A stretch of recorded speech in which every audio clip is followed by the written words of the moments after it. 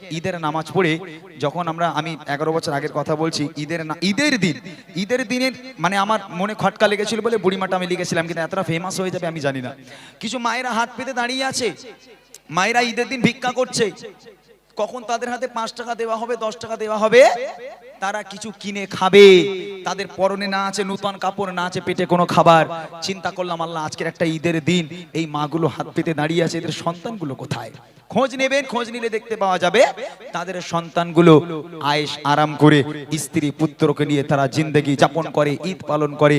আর যে মা 10 মাস 10 দিন গর্ভে ধারণ করে লালন পালন করে বড় করেছে, মানুষ করেছে, সেই মা রাস্তায় রাস্তায় ভিক্ষা করে। গজলটি মন দিয়ে শোনেন, তাহলে বুঝতে পারবেন বুড়িমা গজলটা আমি কেন লিখেছিলাম। এরপরেই বুড়িমাটা শোনাবো, আগে বুড়িমার আগের অংশটা শোনাই। মা কি জিনিস কবি ছন্দের মাধ্যমে লিখছে, শুনবেন। সারা দুনিয়া ঘুরে মায়ের সমান পাবে না, সারা দুনিয়া ঘুরে মায়ের সমান পাবে না, সারা দুনিয়া ঘুরে মায়ের সমান পাবে না। সারা তো ছাড়া এ দুনিয়া, সারা তো ছাড়া এ দুনিয়া কেউ তো আপন হবে না, সারা দুনিয়া ঘুরে মায়ের সমান পাবে না, সারা দুনিয়া ঘুরে মায়ের সমান পাবে না। সারা তো ছাড়া এ দুনিয়া, সারা তো ছাড়া এ দুনিয়া কেউ তো আপন হবে না, সারা দুনিয়া ঘুরে মায়ের সমান পাবে না, সারা দুনিয়া ঘুরে মায়ের সমান পাবে না।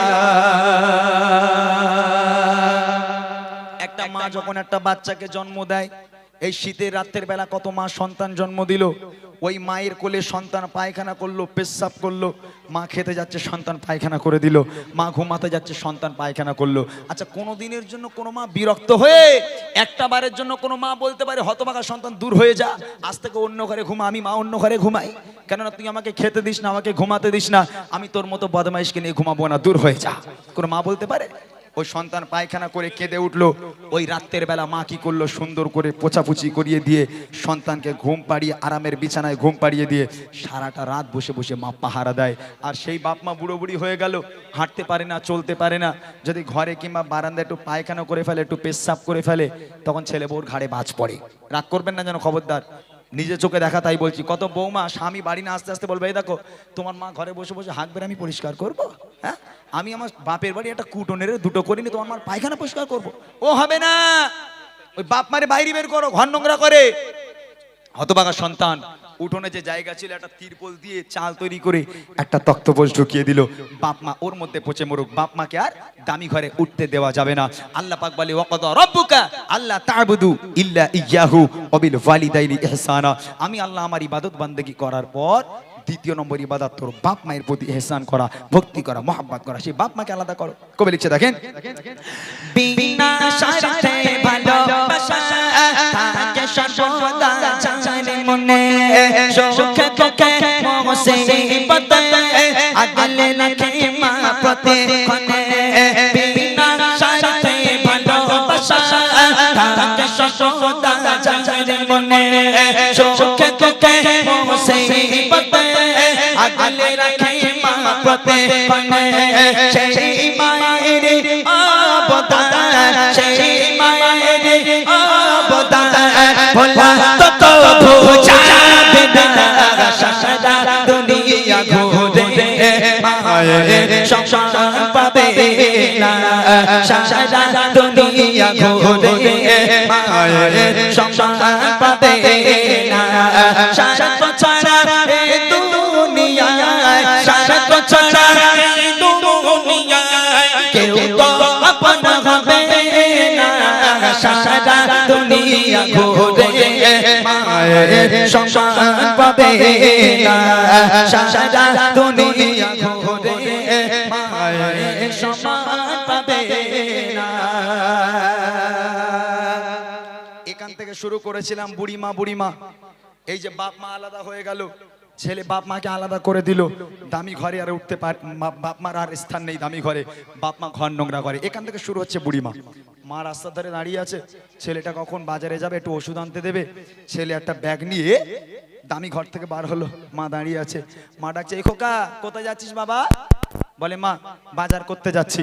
বলে এই খোকা বাজারের দিকে যখন যাচ্ছিস তা আমার জন্য 10 টাকার ওষুধ এনে দিবি, বুকের ব্যথাটা বড্ড বেড়েছে রাত্রের বেলা থেকে, একটু 10 টাকার ওষুধ এনে দে না। ছেলে বলছে মা এই জন্য তোমার সামনে আমি যাই না, তোমার সঙ্গে দেখা হলেই শুধু খাই খাই করো, এটা এনে দে ওটা এনে দে, এটা এনে দে ওটা এনে দে, এত খাই খাই করো কারো, কোথায় পাবো এত টাকা তোমার জন্য আমি? মা 10 টাকার ওষুধ আনতে বললে মা নাকি খাই খাই করে। এখানে তো অনেক মায়েরা আছেন, আচ্ছা আপনারা বলেন তো, ওই ছেলেরা যদি শাশুড়ি ফোন করে বলে জামাই আমি যাচ্ছি, ও ছেলে বউর কাছে বলবে তোমার মা শুধু খাই খাই করে কেন, খালি আমার বাড়ি আসে কেন, এরকম বলবে?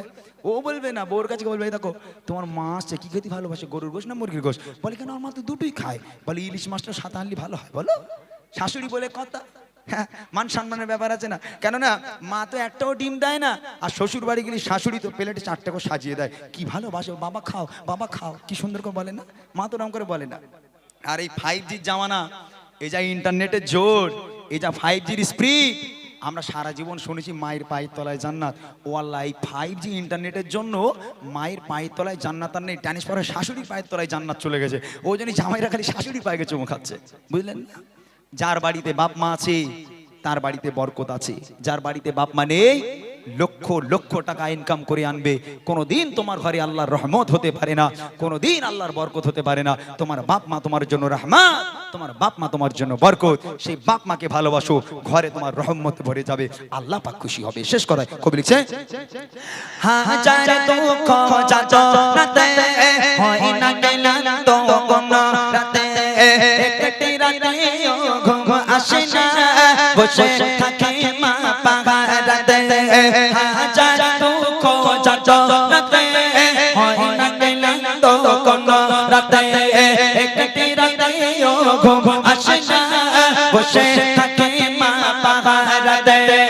আল্লাহর মগা উপহার, আল্লাহর মগা উপহার, হয় না কোনো চার তুলনা, সারা দুনিয়া ঘুরে মায়ের সম্মান পাবে না, সারা দুনিয়া ঘুরে মায়ের সম্মান পাবে না। শরত ছাড়া এই দুনিয়ায়, শরত ছাড়া এই দুনিয়ায় কেউ তো আপন হবে না, সারা দুনিয়া ঘুরে মায়ের সম্মান পাবে না, সারা দুনিয়া ঘুরে মায়ের সম্মান পাবে না, সারা দুনিয়া ঘুরে মায়ের সম্মান পাবে না। আমি একটু বসলাম 5টা মিনিট, যে যেভাবে আছেন ওইভাবে থাকবেন, কেউ উঠবেন না, যেহেতু দুটো মূল গজল বাকি, সেটা হলো বুড়িমা বুড়িমা আর সাংসারিক জীবন। আমি কথা দিলাম আজ আমি সাংসারিক জীবন নিয়ে যে গজলটা গাইবো, আশা করছি আজকের পর থেকে এখানে আমার ভাইরা বাবুরা চাচারা মায়েরা বোনেরা সবাই আছেন, এই গজল শোনার পর বাড়ি গিয়ে আর অশান্তি হবে না ইনশাআল্লাহ।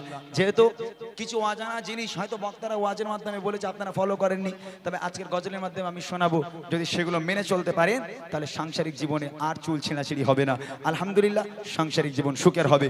একটু অপেক্ষা করতে হবে, সবাই বসবেন ওইভাবে। আমি 5টা মিনিট একটু বসলাম, অনেকক্ষণ গজল গাইছি, আমাদের মাহমুদ ভাই আছে, মুর্শিদ আছে, আক্তার আছে, তারা মিলে একটা দুটো গজল গাইবে, তারপর ইনশাআল্লাহ আমি আপনাদেরকে শোনাবো আমার সেই সাংসারিক জীবন নিয়ে গজল। এ দেখেন এই গজল মোটা ভাই বলছিল না, কি গোটা কমা গজল মোটা ভাই বলছিল যে কদিন হয়েছে গজল বার হয়েছে, আমার প্রাণের দয়ার নবী, তারপর সে কি কমনে সব বলছিল গজলগুলো, যে গজলগুলো আমার মায়েরা গায়। আমাদের এই বাংলা গজল কোত্থেকে আসলো? আমাদের সম্রাট এস.কে. হাবিব সাহেব, যে মানুষটা পশ্চিম বাংলায় বাংলা গজলকে আমাদের হাতে তুলে দিয়ে গেছেন। পশ্চিম বাংলায় প্রথমে গজল এনেছিল এস.কে. হাবিব সাহেব, তার বয়স এখন প্রায় 75-76 এরকম হবে। তিনি আর গজল গাইতে পারেন না, অসুস্থ। তিনি গেয়ে গেছে কি গজল, এসো বলে সকলে মিলে ঈদ মোবারক, এই রসমে মোবারক, এই ঈদ মোবারক, এসো বলে সকলে মিলে মুবারক। যে গজল না চললে ঈদ মনে হয় না, যে গজল না চললে এরকম মাহফিল মনে হয় না, সেই মানুষটা আজকের খুবই অসুস্থ। আল্লাহ পাক তাকে সুস্থতা দান করুক। যে মানুষটার গজল আমাদের প্রত্যেকের অন্তরে অন্তরে গেঁথে আছে। এসকে হাবিব সাহেবের সম্মানার্থে আমি একটা ছোট্ট কালাম গিয়ে তারপরে বসি। ওনারই একটা গজল, যেহেতু উনি বাংলা গজলকে আমাদের পশ্চিম বাংলায় নিয়ে এসেছেন, তো ওনার সম্মানার্থে আমি প্রত্যেক স্টেজে একটা করে গজল গাই। ছোট্ট করে ওনার একটা হিট গজল গাইবো, গিয়ে তারপর আমি বসে ভাইরা গাইবে, তারপর আমি বুড়িমা গজল এবং সাংসারিক জীবন এই দুটো গজল গিয়ে আমরা অনুষ্ঠানকে শেষ করব। চলেন, এসকে হাবিব সাহেবের একটা ছোট্ট কালাম, হিট কালাম আমি আপনাদের সম্মুখে পরিবেশন করছি, মনোযোগ দিয়ে শুনবেন। আমির নবী আমার মুক্তি দাতা সবার, খোদা যারে বন্ধু করে দিল যে উপহার।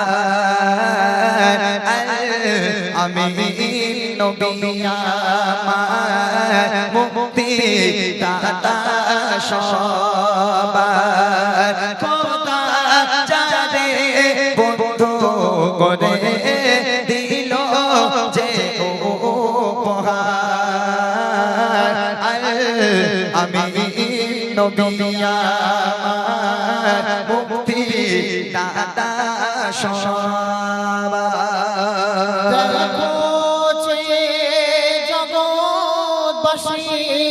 দেখো দেখো রবি শশী দয়া মায়া সাগর এলো, সবার মুখে ফোটায় হাসি। দেখো জগৎবাসী, দেখো দেখো রবি শশী দয়া মায়ার সাগর এলো, সবার মুখে ফোটায় হাসি। নেমে ফারিস্তারা দেখে হবে আতহারা, হয়নি এমন হবে না মুহাম্মদ নাম যার। আমি নবী আমার মুক্তি দাতা সবার।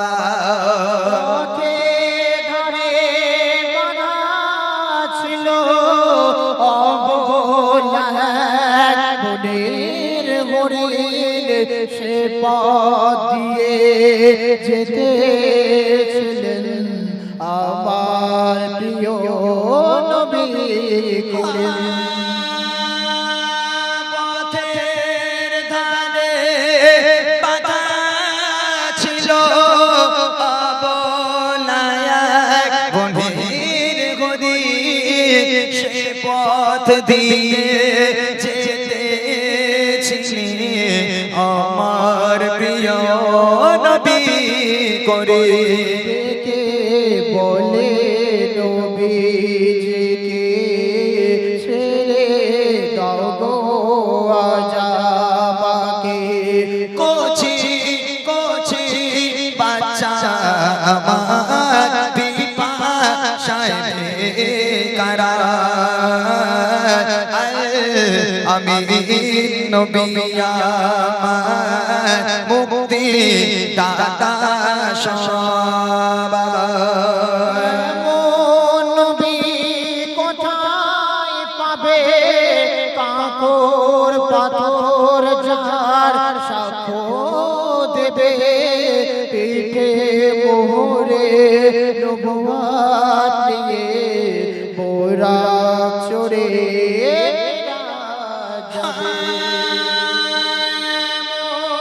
নবী কোথায় পাবে কাকর পাথর যার সাক্ষ্য দেবে, পিঠে মোহরে নবুয়াত নিয়ে মোরা চড়ে যাবে। কাঁদিবে কে এমন আরশ হাসরে উম্মতের তরে ওই মেহেশারে আবুল কালাম ধন্য হলো উম্মত হয়ে দাঁড়ায় আমি নবী আমার মুক্তি দাতা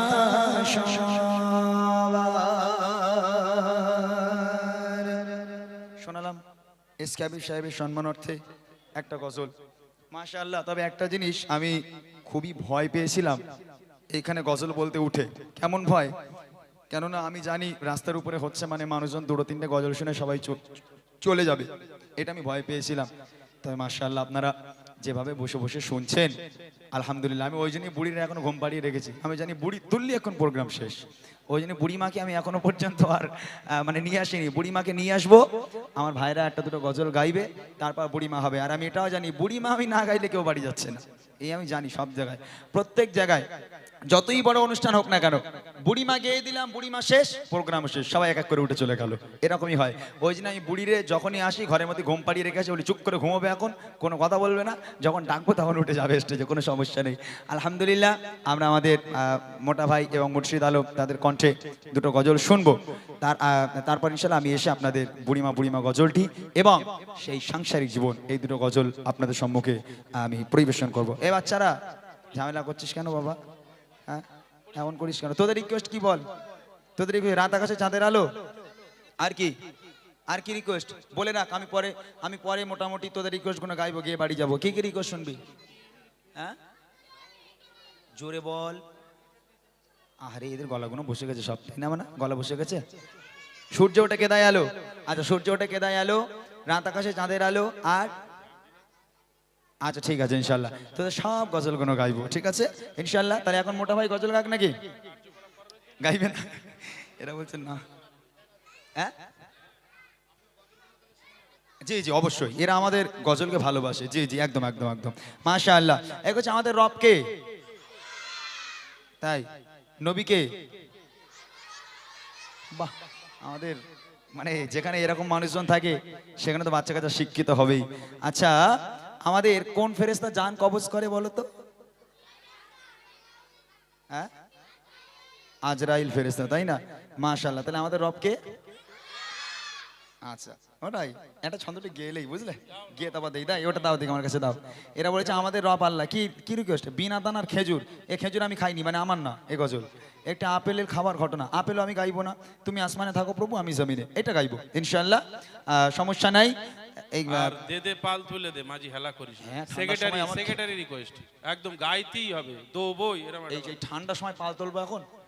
হ্যাঁ ঠান্ডায় মানুষ বাঁচে না, পাল তুলছে এখন। আচ্ছা ঠিক আছে, তাহলে আমাদের রবকে। আমার বাড়িতে ক্লাস করাই তোমরা জানো, রবিবার করে ক্লাস হয়, 60 জন স্টুডেন্ট আছে তোমাদের মতো বাচ্চা কাচ্চা, তারা এক একজন এক এক রকম শিল্পী। এখন যারা পশ্চিমবাংলায় বহু জায়গায় প্রোগ্রাম করে বেড়াচ্ছে, তোমাদের মতো এরকম চিটকেনা আছে কিছু, অনেক বাচ্চা কাচ্চা আছে আমার কাছে গজল শেখে। তা আজকে আমি এখানে এসেছি মানে তোমাদের শেখাবো, আমার সঙ্গে আস্তে আস্তে গাইবে, আর জোরে গাওয়ার দরকার নেই, আমি যেভাবে গাইবো তোমরা প্র্যাকটিস করো। এই আমাদের রবকে এইটা একটুখানি গাইবে অ্যাকশন দেখে, তারপর মোটা ভাইকে দেবো। চলো। আমাদের প্রভু এক নবীর জীবন বিধান, ঐশী বাণী কোরআন। আমাদের প্রভু এক নবীর জীবন বিধান, ঐশী বাণী কোরআন। আমাদের প্রভু এক নবীর জীবন বিধান, ঐশী বাণী কোরআন। তবে কেন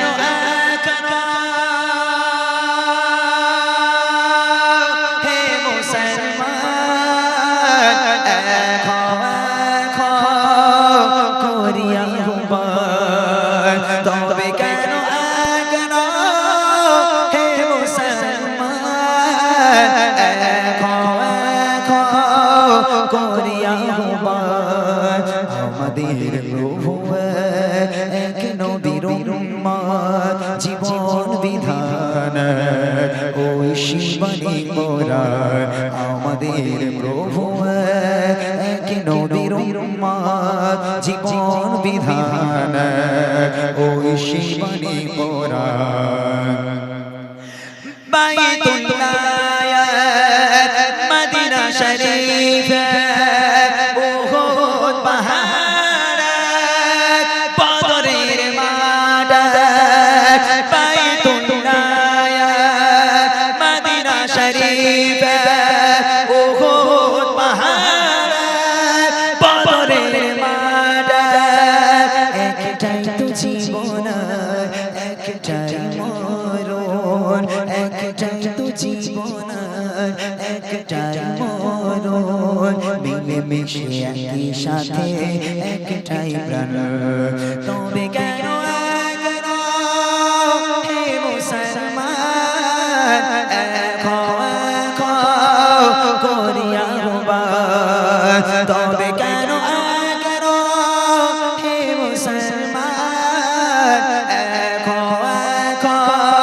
করিয়া আমাদের প্রভু এক নবীর উম্মত জীবন বিধান ওই শিবানী কোরআন ওই শিবানী কোরআন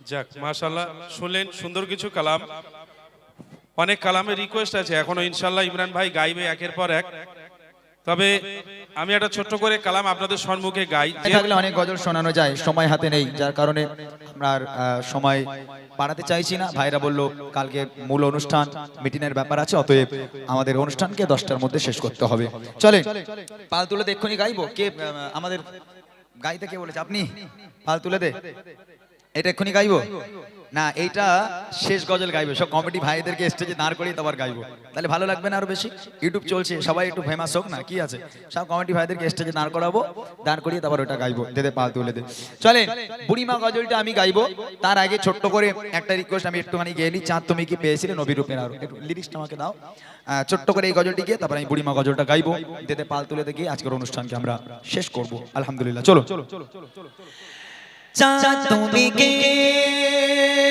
পেয়েছিলে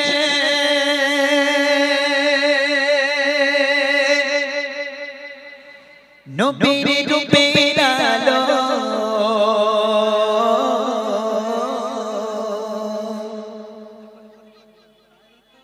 তাই তো তোমার আলো আমার লাগে এত ভালো লাগে এত ভালো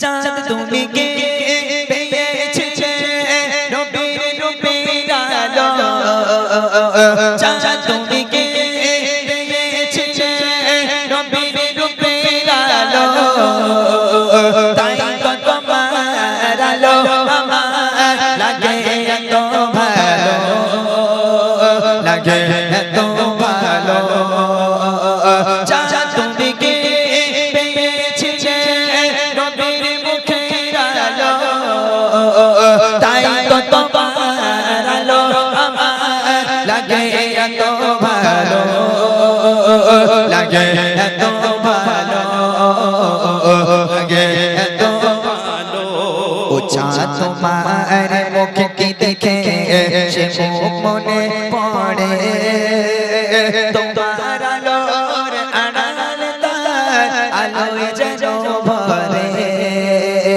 ও চাঁদ তোমার মুখটি দেখে সে মুখ মনে পড়ে তোমার আলোর আড়াল তার আলোয় যেন ভরে সেই আলো চাই আমার বুকে সেই আলো চাই আমার বুকে মনে সে সাজা জালো তাই তো তোমার আলো আমার লাগে এত ভালো লাগে এত ভালো চাঁদ তুমি কে পেয়েছিলে নবীর মুখের আলো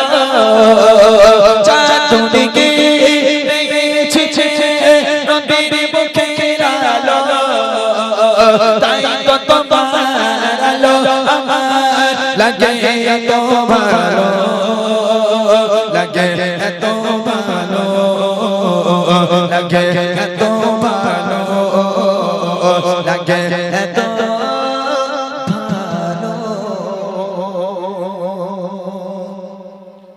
মাশাআল্লাহ। তাহলে এবার বুড়িমা গজল শোনাই নাকি মানা? এই বুড়িমা শুনবি? তোরা বুড়িমা শুনবি নে? আল্লাহ, অন্য অন্য জায়গায় বুড়ির জন্য মারপিট করে। যাক, তোরা না শুনলেও বুড়িমা গজল শোনার প্রচুর লোক আছে, বিশেষ করে মা বোনেরা একটু বেশি শোনে বুড়িমা গজল। বুড়িমা গজল তোরা শুনেছিস? এমনি শুনেছিস? ফোনে শুনিসনি? ও বুড়িমা কোথায় চলো গাঁঠুরি মাথায় নিয়ে, এটা বুড়িমা তো? এরা পাগলা, কিচ্ছু বোঝে না। বুড়িমা বুড়িমা